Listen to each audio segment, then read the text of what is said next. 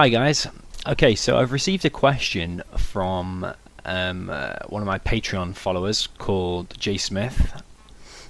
He says, I have a question for you, Mr. DoMiNaToR. In this video, and he links to the China bootcamp video I uploaded, he said you say that Nuke is the better army than Nuke versus Tank, and this is because overloads are faster.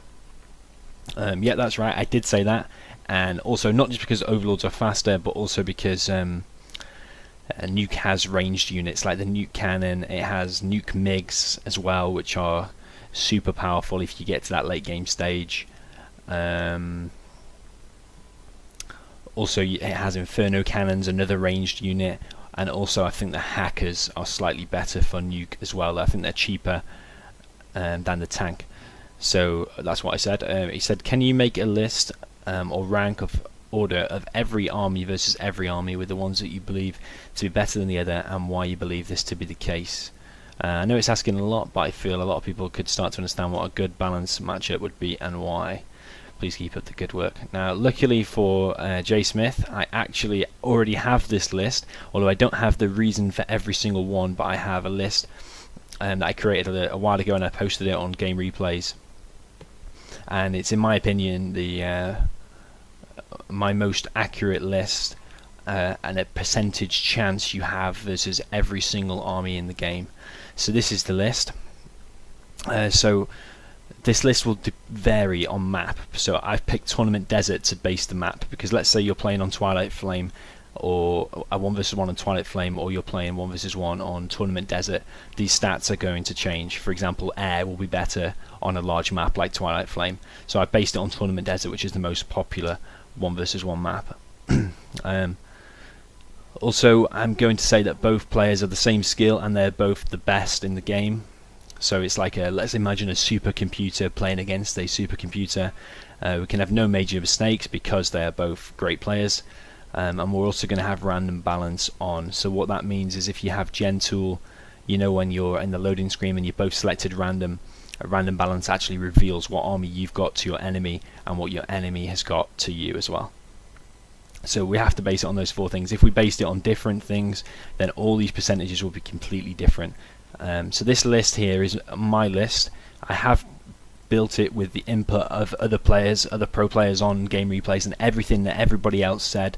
I originally posted this list and put my opinion in there, and I have made adjustments to it based on other players' feedback, because I know I might be a little bit biased, not even knowing it myself. For example, I might be better with super weapon than air, so I think super weapon is better, for example. But I've tried to be as unbiased as possible in this list, to keep it as fair as possible. I've tried, but I know I might have unconsciously done some things, but I think this is the most accurate list out there, if you ask me. So I'll just flick through a few and I'll give you my reasoning. So obviously the weakest, in my opinion, the weakest matchup that you've got the least chance of winning is the super weapon versus air. I'd say you only have a 5% chance of winning if you're a supercomputer and you're playing against another supercomputer or 2 top pro players. Reason being for that is because, well, 2 reasons. First reason is the combat Chinook that air has. If he just makes that from the offset and just goes straight to your base, he can kill nearly everything you have. He can kill your Chinook, kill your power, kill your dozer, and then you're basically out of the game. And then even if he doesn't do that, he's got cheaper Chinooks, like the Chinooks for air only cost 950. They have point defense lasers, so even if the super weapon general drops you, he can use his Chinooks as protection. They can bounce lasers off, and then even if it goes past that later on, he's got Raptors. So it's like, for me, if you're playing versus a top player, it's nearly an impossible matchup. So I think it's got about a 5%, maybe even less percentage chance. If you're playing against a supercomputer, you would have literally no chance, if you ask me. Also in that bracket, I've got Nuke versus air, because Humvees destroy basically everything that Nuke can make in the early to mid game, and even late game if you build enough Humvees up. So not to mention with the carpet bomb, because you can get the carpet bomb with even 1 star on the generals promotions. like things like Spectre gunship, A10 strike, fuel air bomb, the leaflet drop. You can basically win games with just those powers, never mind the Humvees. So that for me is also in the bottom. So we've got USA versus air, which is similar to the super weapon. Obviously the China versus pretty much all the GLAs is ranked pretty low because the GLA is so powerful with its popping its tunnels everywhere and all that stuff. So I'll just flick through. Obviously there's loads, I'm not going to mention all of these. If you have a question on any of them, write in the comments, or if you disagree with any of them, and we can have a chat, and maybe I'll even amend this table after I've listened to people. So some of the most balanced matchups for me, I've said, is like Stealth versus Tox. In my opinion, I think that's a 50-50 game, because in the early game Tox is better. If he goes 2 war factories and makes a load of Scorpions, he can overrun the Stealth, but then later on the Stealth has cheap buggies and stealth tunnels, and he can just pop them from everywhere, anywhere and everywhere, and chip away at the Tox. So I think the Tox is better early game and Stealth better late game, and that makes for a good balance. What else have we got? Okay, also we've got Tank versus Stealth. I think that's a good 50-50 matchup because the Tank is really strong in the early game. Flamers and Gats and Battlemasters. Stealth doesn't really have an answer for that apart from Hijackers. But if the Tank goes outposts and detects those Hijackers, then it can be problematic for Stealth in the early game. But then later on, Stealth can do like things like buses and Anthrax Bomb and all that, and it's bad for the Tank.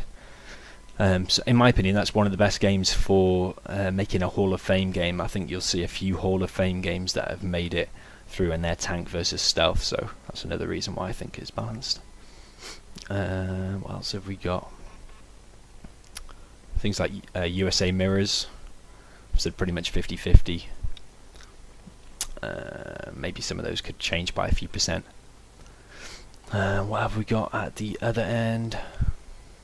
Okay, so at the other end, actually, it's just the other way mirrored, as if you were playing the air, so you should have a 95% chance of winning. Again, the air versus laser.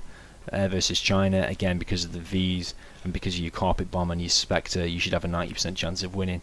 Tox versus China, obviously Tox with toxin tunnels, pretty much nothing China can do apart from go Helixes and MiGs later on, or Infernos, and by that time things like buses are coming out.